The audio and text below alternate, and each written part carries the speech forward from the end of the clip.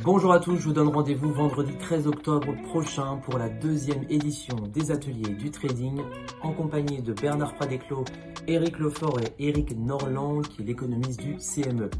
Cette inscription est entièrement gratuite et réservée à tous. Donc je vous attends vendredi 13 octobre prochain. Bon webinaire à vous.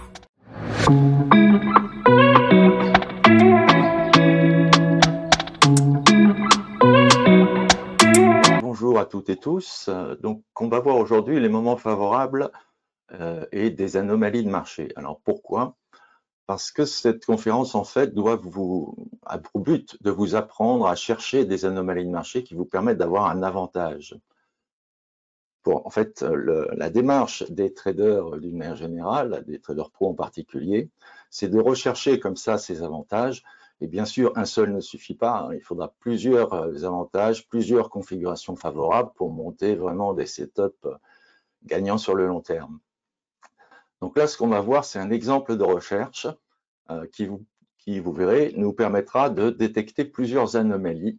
Et ensuite, nous verrons comment confirmer l'une d'elles et vraiment en tirer quelque chose de très intéressant. Et surtout, vous saurez donc quelle logique adopter et vous constaterez que c'est pas si évident que ça à mettre en place. C'est un métier, le trading est un métier. Il nécessite du travail et ce travail-là que je vais vous montrer, bon, c'est pas un travail qui se fait en une demi-heure, c'est un travail un petit peu plus long qui nécessite et qui permettra de ne pas se fier en fait à l'application de recettes plus que douteuses comme on vous présente quelquefois, mais d'avoir réellement un avantage à un moment donné sur le marché.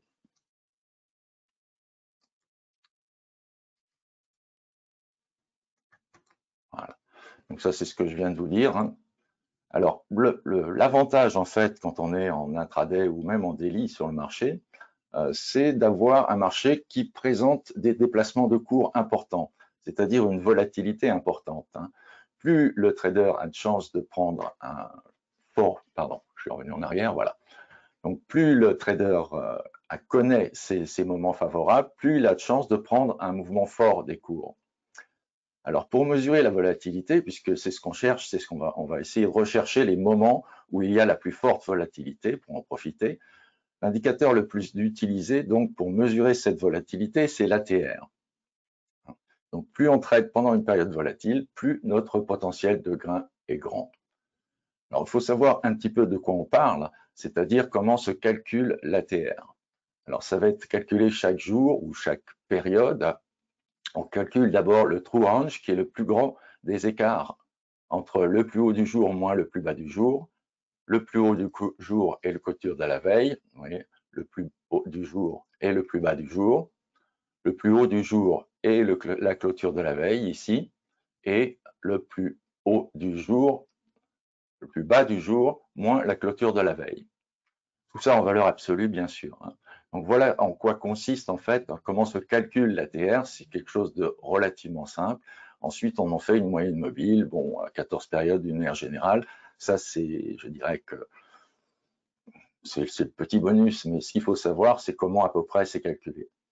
Par contre, quand on est en intraday, on peut toujours considérer que la clôture de la bougie précédente est toujours très proche de l'ouverture de la bougie actuelle, en fait. Vous voyez. Or, qu'est-ce qu'on a ici? Clôture de la bougie précédente équivalente.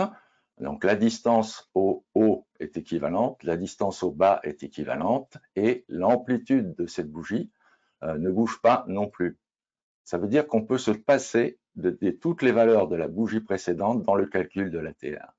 Et ça, c'est assez intéressant parce que ça simplifie considérablement la notion de volatilité.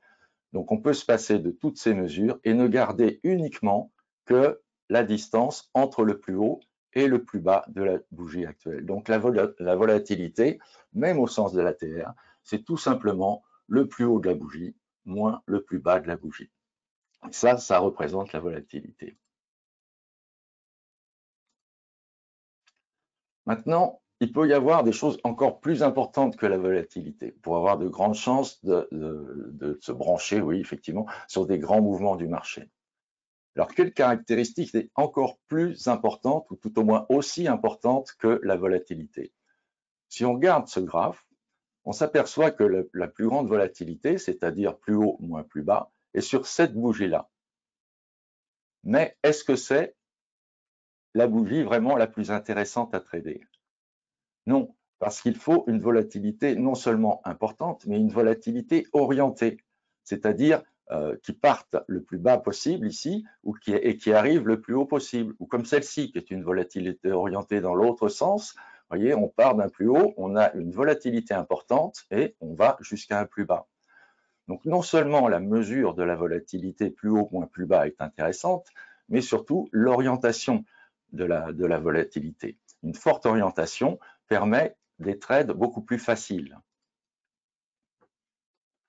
Donc vous voyez par exemple entre ces deux mouvements sur le 30 minutes, le plus rémunérateur, c'est celui qui a la volatilité la plus grande au niveau direction, la plus grande direction de volatilité.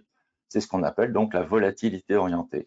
On aura donc deux mesures intéressantes, c'est la mesure de la volatilité et la mesure de la volatilité orientée. Donc, notre but maintenant, c'est de déterminer quels horaires sont les plus favorables à une direction importante, une direction non seulement marquée, c'est-à-dire avec un plus haut et un plus bas séparés, enfin avec un plus haut, plus bas, pardon, séparés par une grande distance, mais aussi, bien sûr, une volatilité globale importante. À votre avis, et là je vous laisse réfléchir un tout petit peu, quelles sont les demi-heures ou les heures les plus favorables dans le courant de la journée à une volatilité importante et à une volatilité orientée? Je vous laisse quelques secondes pour essayer de répondre.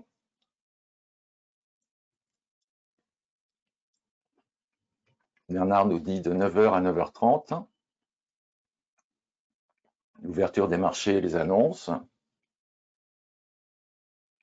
L'ouverture des marchés. Le matin de 10 à 12. 14h30 à 15h30. OK? Donc ça, vous voyez qu'on a des avis qui à la fois sont différents mais se recoupent essentiellement autour des ouvertures, effectivement. Et là, on va voir précisément quelle est la volatilité des demi-heures, en fait, ici, qui se présentent sur 10 000 bougies. Donc la mesure a été faite sur 1000 bougies, dont le corps est supérieur à 30 points, donc avec une volatilité minimum quand même. Hein.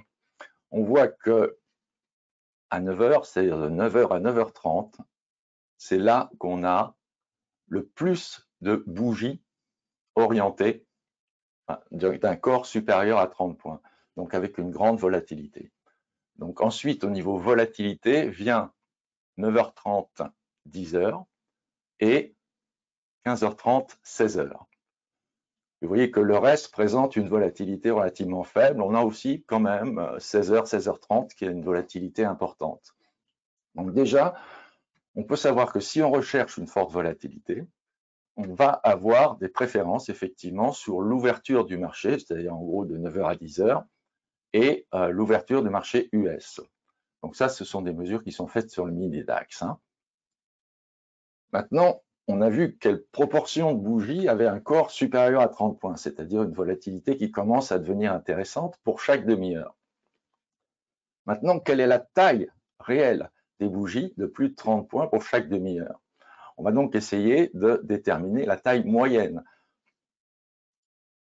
Alors là, vous avez des tableaux qui sont peut-être un petit peu complexes au premier abord, mais pour vous dire que donc les bougies supérieures à 30 points qui vont de 9h à 9h30, eh bien, il y a 472 bougies, on l'a vu précédemment, et leur moyenne est de 66 points, c'est-à-dire une moyenne très importante. Hein.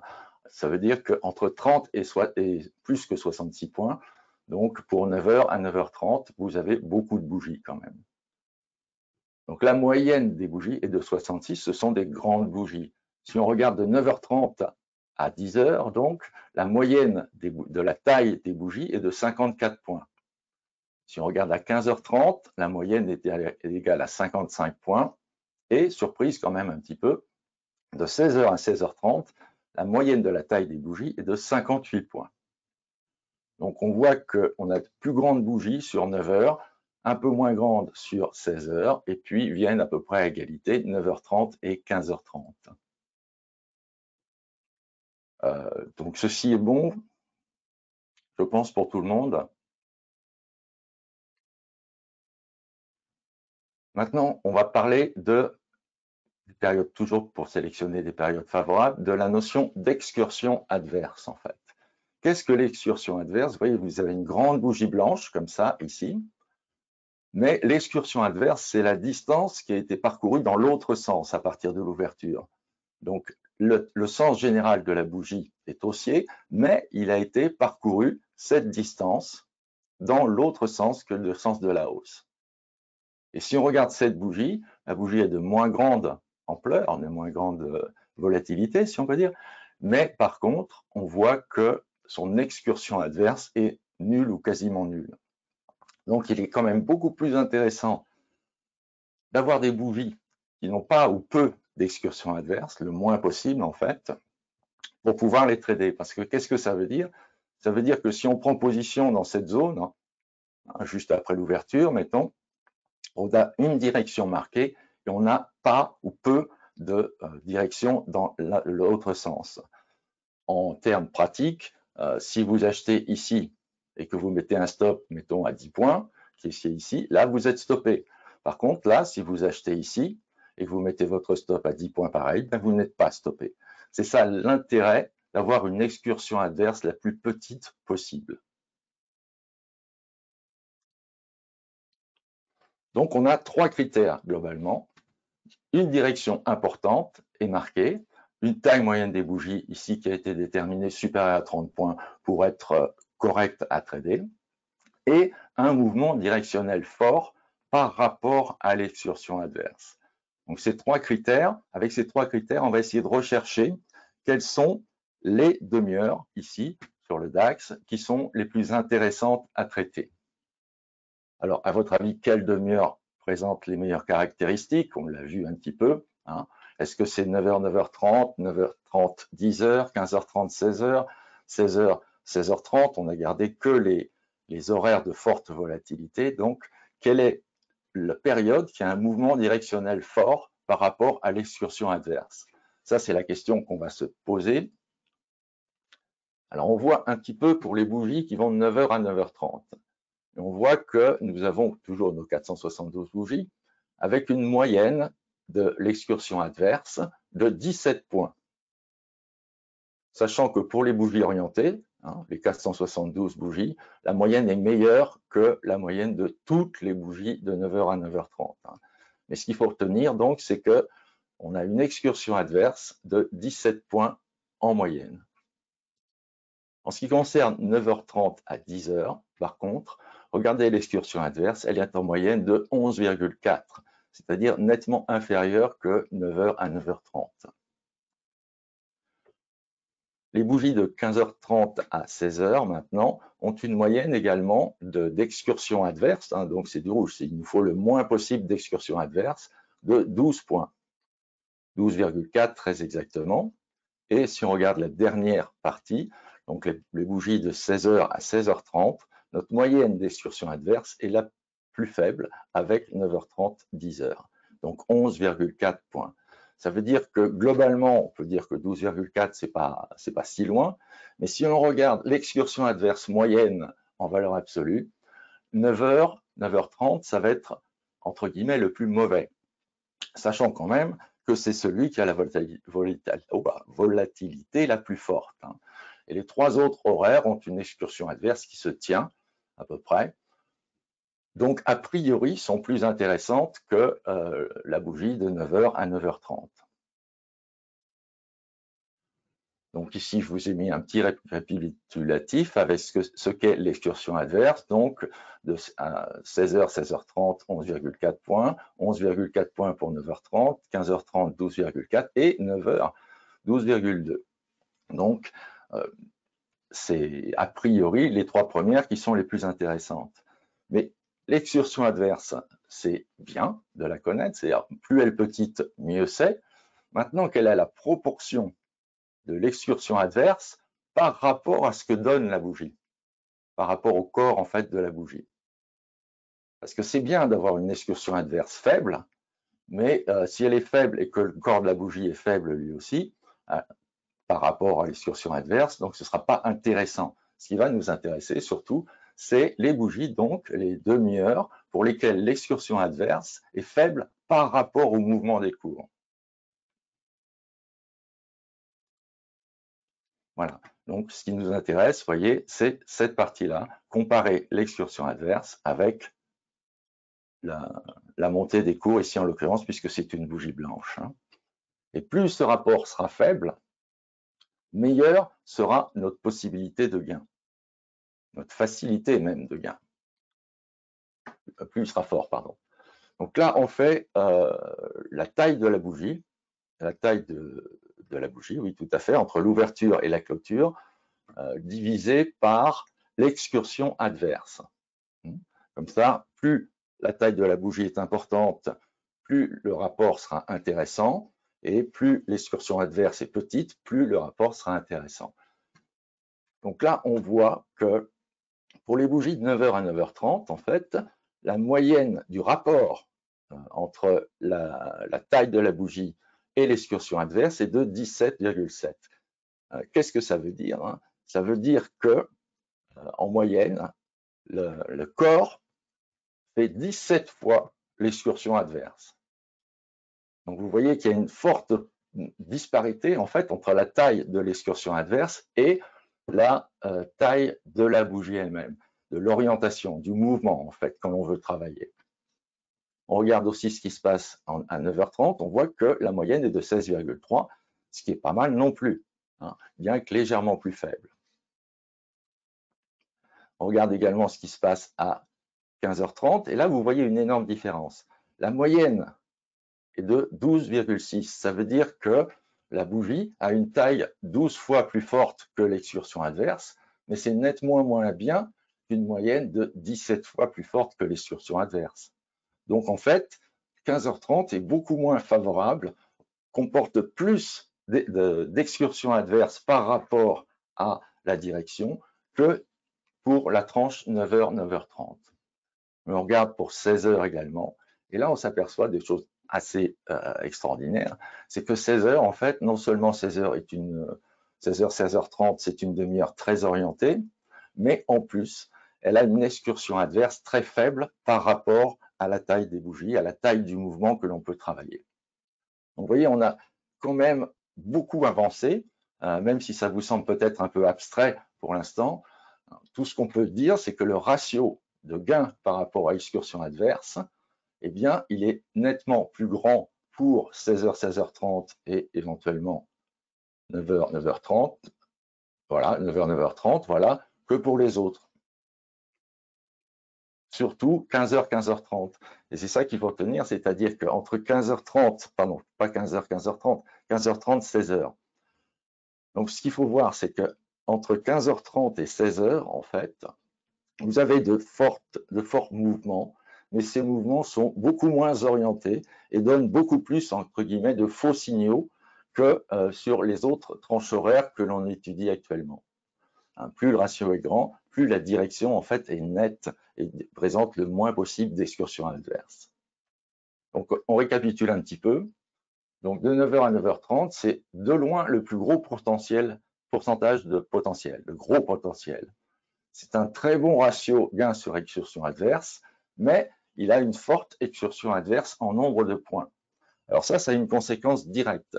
Ça veut dire que si vous avez un gros capital, enfin un capital suffisant, on va dire, vous pourrez trader favorablement, très favorablement même, dans la période 9h, 9h30.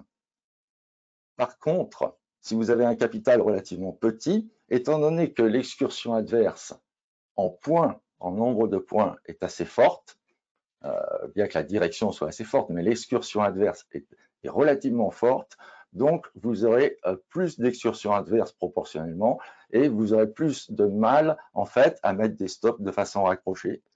Et si vous les mettez trop près, ce sera inefficace parce que vous serez assez souvent stoppé.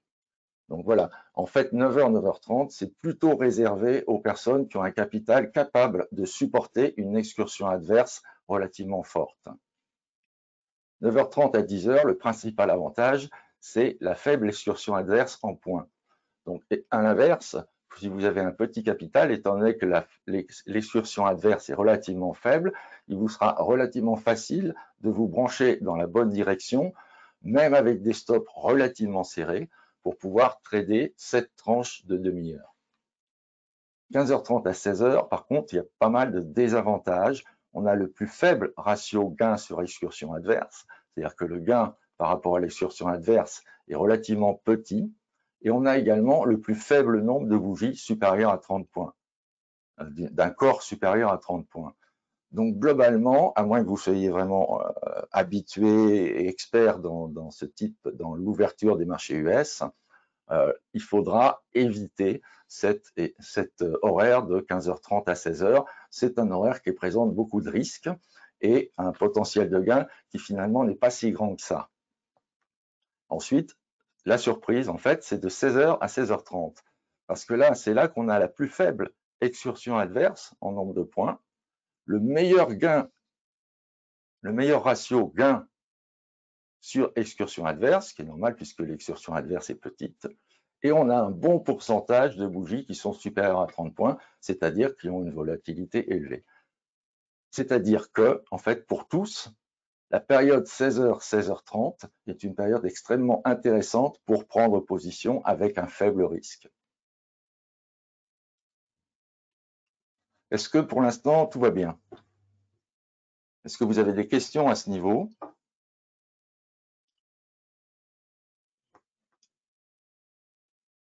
On est d'accord, effectivement, ce sont des calculs valables pour le DAX, mais donc pas forcément pour les valeurs US, hein, mais valables également pour le CAC et l'Eurostoxx 50.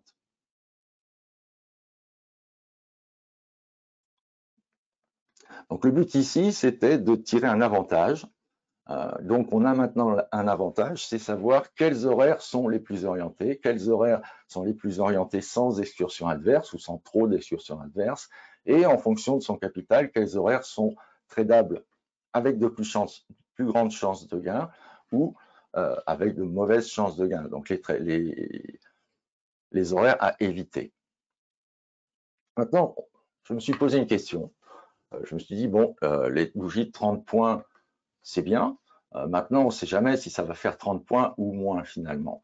On a une chance sur deux presque que ça fasse 30 points entre 9h et 9h30, 30 points ou plus, hein, puisqu'en moyenne, c'est 66 points. Mais, ma foi, il y a aussi des bougies plus petites. Donc, je me suis dit, mais oui, mais à partir du moment où on a une bougie qui fait plus de 30 points, que donne la bougie suivante? Est-ce que la bougie suivante serait plutôt dans le même sens? Est-ce que la bougie suivante serait plutôt en sens inverse? Ça va être intéressant à voir parce que peut-être, va-t-on rencontrer des anomalies de comportement sur les marchés. Alors voilà les chiffres. Je vous montre le tableau. Ça ne va pas être le tableau le plus intéressant, mais c'est la même structure que les tableaux suivants. Donc on a le nombre de bougies ici supérieur à 30 points ou égal à 30 points en fonction des horaires ici sur le DAX. Le nombre de bougies en continuation, quand il y a une bougie supérieure à 30 points, combien y en a-t-il en continuation? C'est-à-dire dans le même sens. Si c'est une rouge, ce sera une rouge. Si c'est une verte, ce sera une verte ou une blanche. Eh bien, on voit que le pourcentage, finalement, est toujours très proche de 50%, sauf certains horaires. Par exemple, de 10h à 10h30, on a beaucoup moins de chances d'avoir une continuation. Ça veut dire qu'on a plus de chances d'avoir une inversion de la direction des cours. On a d'autres niveaux aussi, 12h, 12h30, vous voyez, 12h30, 15h, c'est-à-dire quand le marché est au niveau du déjeuner, on peut dire, hein, en Europe, eh bien là, vous avez plus de chances en fait de voir le marché se retourner, c'est-à-dire le marché entrer en range, plutôt que le marché commencer une continuation. Alors, ce qui va être le plus intéressant maintenant, c'est là ici, c'est les vertes et les rouges confondus, ou les blanches et les rouges, comme vous voulez. Maintenant, on pourrait voir comment ça se passe si on sépare l'une et l'autre, c'est-à-dire toujours les bougies de 30 points suivies d'une bougie dans le même sens, mais en séparant les vertes, ici, des rouges. Alors, pour les vertes, on s'aperçoit d'une chose déjà. on cherche une anomalie dans le pourcentage de continuation. On s'aperçoit que globalement, finalement, on n'a pas d'énorme écart par rapport à 50, sauf à 14h30. 14h30, donc à 15h. Donc de 14h30 à 15h, on a plus de chances d'avoir une bougie en continuation qu'une bougie en sens inverse. Ça commence à être significatif à 61. Hein. Maintenant, la taille de la continuation, par contre, c'est-à-dire la taille moyenne des bougies de continuation, la taille moyenne de ces bougies ici, désignées par la flèche, n'est que de 40 points. Donc pas énorme. Donc ce ne sera pas forcément un avantage très très intéressant. On regarde un petit peu ce qui se passe et on s'aperçoit qu'on ne peut pas tirer de réel avantage, ou c'est très difficile d'avoir un avantage avec le pourcentage de continuation suite à des bougies blanches. Et si on regarde, là je vous ai fait un petit graphe pour vous montrer un petit peu où on en est. Donc globalement, on a moins de continuation. Les continuations, c'est ce qui est au-dessus de 50 et les inversions, c'est en dessous de 50. Donc, on a quand même moins d'horaires qui sont en continuation que d'horaires qui sont en retour en sens inverse, en fait, en inversion, sauf l'horaire qu'on avait déterminé, c'est-à-dire 14h30 ici. 14h30, il y a 61% de chance de continuation. Maintenant, pour les rouges, bon, c'est pas évident d'en tirer quelque chose à ce niveau-là. Il faudrait bien sûr peaufiner un petit peu. Et maintenant, on regarde ce qui se passe pour les rouges. Pour les rouges, donc, le nombre de bougies, toujours le nombre de bougies en continuation et le pourcentage de continuation. Alors, on a vu que pour les vertes, l'intéressant, c'était 14h30, 15h. Et là, on recherche également des anomalies, des chiffres qui sont éloignés des 50, 52, 54, 41. C'est-à-dire que là, ça nous donne un indice. Ça veut dire qu'en général, de 10h à 10h30, après donc 10h30, la continuation est rare, plus rare que la stagnation ou l'inversion. Donc les mouvements que l'on rentrera aux alentours de 9h ou 9h30, eh bien, il est probable, la plupart du temps, qu'ils se termineront entre 10h30 et 11h30. Ce n'est pas très étonnant, mais on en a la confirmation ici. On a également une bougie, par exemple, à 14h, donc 14h à 14h30, qui est rarement suivie d'une continuation. Peut-être dû à des statistiques qui paraissent à 14h30. Et vous voyez que si on regarde le graphe ici, on s'aperçoit que la continuation des grandes rouges est vraiment surtout tournée vers l'inversion. C'est-à-dire que les horaires en continuation des grandes rouges sont relativement rares et la majorité du temps, quand on a une grande rouge, eh bien, on a une inversion, c'est-à-dire qu'on a une blanche derrière. Donc ça peut nous servir quand on va rencontrer donc une grande rouge, on vérifiera et on s'attendra toujours éventuellement à une inversion du sens, c'est-à-dire à une blanche derrière, sans préjuger de la taille de cette branche, mais une inversion quand même, c'est-à-dire que en gros, quand vous êtes en mouvement, quand vous êtes en position et que vous voyez une grande rouge, c'est-à-dire une baisse importante, disons, sur une demi-heure, eh bien là, il y a des chances que ça s'arrête là. Donc, ce sera à ce moment-là qu'on va chercher à prendre les gains, à prendre les bénéfices. Donc, on a deux anomalies essentiellement qui sont significatives. Les grandes blanches de 14h30 à 15h sont suivies d'une hausse à 61, dans 61% des cas. Vous voyez, les grandes blanches de 14h30 à 15h suivies d'une hausse dans 61% des cas. Par contre, les grandes rouges sont majoritairement suivies d'une blanche, surtout pour les bougies de 10h, 12h et 12h30. Ça résulte des chiffres qu'on avait dans les tableaux précédents. Là, je vous fais un petit résumé, une petite synthèse de manière à ce que ce soit un petit peu plus clair que les tableaux qu'on a vus, mais vous pourrez retourner sur les tableaux pour voir un petit peu ce dont on parle. Donc les grandes rouges ici, suivies en majorité d'une blanche sur les horaires 10h, 10h30. Donc sur les bougies rouges qui vont de 10h à 10h30, de 12h à 12h30 et de 12h30 à 13h. Donc inversion sur ces horaires très significatifs. Alors maintenant, pour faire tout ça,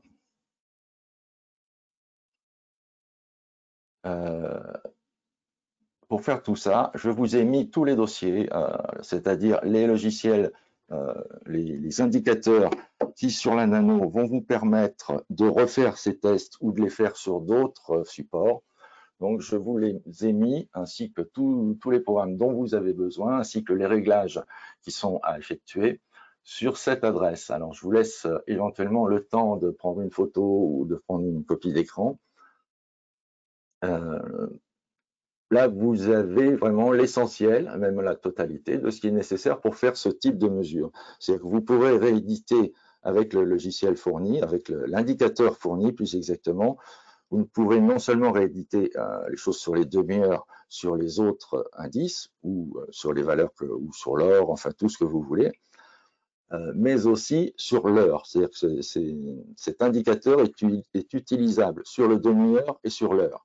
Il vous permet donc de tester les continuations, tester les tailles intéressantes, les moments intéressants pour aller dans le marché, sur l'heure ou sur la demi-heure. Je pense que vous avez à peu près eu le temps. Alors, je regarde un petit peu les questions, juste.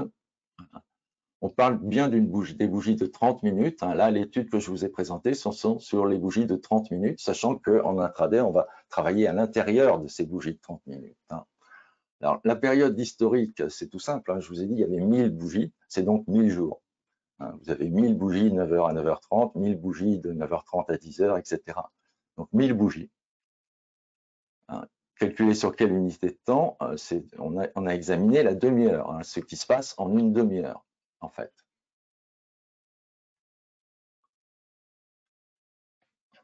Alors maintenant, c'est bien gentil d'avoir des chiffres, mais il faut voir ce que ça donne dans la réalité quand on applique, en fait, les observations que l'on a faites. Alors, maintenant, voilà le test en tenant compte du spread de continuation 14h30, 15h, 15h, 15h30. On a vu que cette continuation avait lieu dans 61% du temps. Donc, on retrouve sur le test, vous voyez, 60,33% de trades gagnants, effectivement. L'idée de base, c'est que, ici sur la hausse, c'est une observation que nous avions faite sur les bougies blanches. Donc, si on a une blanche de 14h30 à 15h, alors on a 61% de chance d'avoir une blanche de 15h à 15h30. On a 61% de chance de continuation. Donc là, en l'occurrence, je vous ai fait un petit test sur tout simple, c'est-à-dire si j'ai une bougie blanche de plus de 30 points de 14h30 à 15h, alors à 15h, j'achète et je revends à 15h30. Voilà. Donc ça, effectué sur les 1000 bougies, je crois à peu près la même chose. Donc, vous avez cette courbe de gain. On voit que la courbe de gain, effectivement, globalement, est haussière, c'est-à-dire que cette jouer, entre guillemets, travailler plutôt la continuation après 15 heures est quelque chose d'intéressant globalement. Mais il y a des périodes où c'est vraiment intéressant et il y a des périodes, voilà, vraiment intéressant dans cette période-là, vraiment intéressant dans celle-là, et il y a des périodes où c'est moins intéressant. Ici, par exemple, ou là, particulièrement. Alors maintenant, quelle remarque peut-on faire? Quelle est la différence? Je vous laisse regarder un petit peu le graphe, la courbe de gain ici de notre système. Qu'est-ce qui saute aux yeux, je dirais? Qu'est-ce que vous devez voir immédiatement et qui peut vous donner là un gros avantage sur le marché?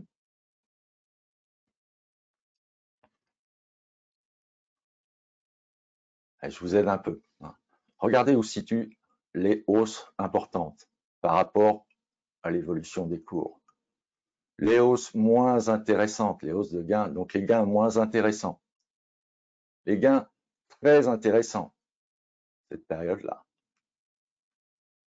Les gains moins intéressants, voire un peu perdants sur ces deux trades ici, sur cette période-là. C'est-à-dire qu'on a l'impression, et ce n'est pas qu'une impression, que travailler une continuation des bougies 14h30, 15h sur la période 15h, 15h30 est beaucoup plus avantageux, et ça va à l'encontre de ce qu'on pourrait croire, dans des mouvements baissiers que dans des mouvements haussiers. Continuation d'une blanche plus intéressante dans les mouvements baissiers que dans les mouvements haussiers. Et si on fait les mesures, là je vous ai épargné les tableaux, donc continuation des grandes blanches, au lieu d'avoir un taux de réussite de 61%, dans la continuation de la grande blanche ici, les taux de réussite en période baissière sont de 77 à 80% suivant les périodes. C'est-à-dire que là, on a vraiment trouvé, entre guillemets, quelque chose de vraiment intéressant. Les trades moyens maintenant, combien gagne-t-on en moyenne en travaillant cette continuation? Eh bien, on gagne, y compris les perdants. Attention, c'est un trade moyen, y compris les perdants. C'est-à-dire que ce n'est pas uniquement la moyenne des gagnants ici, c'est la moyenne des gagnants et perdants confondus. On gagne entre 17 et 36 points. C'est-à-dire que si le marché est baissier et que se présente une grande blanche et que vous achetez à ce niveau-là pour revendre à la clôture de la demi-heure suivante, alors, même en comptant les perdants, vous aurez en moyenne pour chaque position, suivant les périodes baissières, entre 17 points de moyenne de gain ou 36 points de moyenne de gain, en comptant les perdants, je répète. Et donc maintenant, vous voyez comment on a tiré avantage en fait d'un examen de marché qui est relativement complexe. Il faut y passer du temps. Il faut faire d'abord les programmes pour pouvoir tester. Ensuite, il faut faire les tableaux. Ensuite, il faut mélanger un petit peu tout ça, tester quelques idées parce que j'en ai testé quelques autres mais qui ne donnaient rien. C'est pour ça que je ne vous les ai pas présentés. Donc, tout ça prend du temps, mais tout ça débouche sur un avantage précis qui ne suffit pas en lui-même à gagner, si vous voulez, régulièrement, mais qui suffit quand ça se présente, vous savez que vous avez un avantage considérable en fait. On sait maintenant les horaires dans lesquels on a donc le plus de chances de développer un mouvement d'ampleur ou bien un mouvement unidirectionnel avec une excursion adverse faible. Ça, on a les périodes sur le demi-heure, donc on connaît les suites probables des grandes blanches sur certains horaires et dans quel type de marché ont lieu les meilleures suites haussières à la grande blanche. Donc tout ce travail n'aura pas servi à rien. Ça nous a servi à savoir déjà quels horaires sont les plus intéressants à travailler, bien sûr, quels horaires sont les plus sûrs au niveau directionnel, globalement, et on sait que dans un marché baissier, quand on a une grande blanche, eh bien, on a de bonnes chances d'avoir encore une blanche derrière, que de toute façon, même si on les travaille à la hausse et à la baisse, en comptant celles qui continuent et celles qui s'inversent, eh bien, de toute façon, même si on a un certain nombre de pertes, nos pertes seront très limitées par rapport aux gains de cette configuration, grande blanche et blanche derrière. Voilà, c'est donc le bilan en quelque sorte. Donc le travail a été long, laborieux, croyez-moi que ça a demandé quelques petites heures, mais on s'en sort avec des avantages. On a, comme je vous le disais, des bonnes idées des horaires et un avantage particulier qui n'était pas évident au départ, c'est-à-dire qu'en cas de baisse, une grande blanche est suivie d'une autre blanche, la plupart du temps. Maintenant, vous aurez les programmes pour continuer à travailler si vous avez d'autres idées. Et vous pourrez même en travailler le code puisque je n'ai pas codé les indicateurs, je n'ai pas codé quoi que ce soit. Et donc, vous pourrez en travailler le code éventuellement pour faire ce que vous voulez, peut-être d'autres tests. Ce ne sont pas des codes extrêmement complexes, ils sont assez bien, je pense, si mes souvenirs sont bons, ils sont assez bien commentés. Donc, ça vous permet éventuellement même de rentrer dans le monde de la programmation. Vous voyez que c'est pas inutile de se donner du mal, c'est surtout ça. N'oubliez pas donc que le trader, c'est un travail, ça ne s'arrête jamais.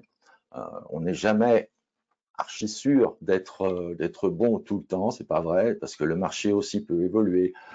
Bon, il y a des constantes dans le temps quand même, mais le marché peut plus ou moins évoluer, être plus ou moins favorable sur telle configuration. Donc, il faut travailler, il n'y a pas de mystère. Et surtout, quand vous avez des gens qui vous présentent des recettes en disant c'est facile, La plupart du temps, c'est facile ou c'est pas compliqué. Il faut faire ça et puis après, vous pourrez gagner de l'argent. Là, méfiez-vous, c'est-à-dire que si ça se trouve, c'est vrai, on ne sait jamais, hein, mais vérifiez impérativement avant de les appliquer sur votre compte. Alors, ou bien vous les vérifiez en faisant des backtests. Avec un NanoTrader, c'est assez simple. Enfin, ça dépend bien sûr du système, mais globalement, c'est faisable. Ou bien vous les laissez à blanc, c'est-à-dire que vous les appliquez en paper et vous voyez si ça donne vraiment ce que les vendeurs de recettes, on va dire, vous ont dit. Surtout, ne les appliquez pas sans les vérifier. Même ce que je dis, il faut le vérifier. En fait, tout ce qu'on vous dit, il faut le vérifier, si vous pouvez. Voilà, donc je vais vous laisser, et puis je vous souhaite une très bonne soirée, de très bons trades. À bientôt.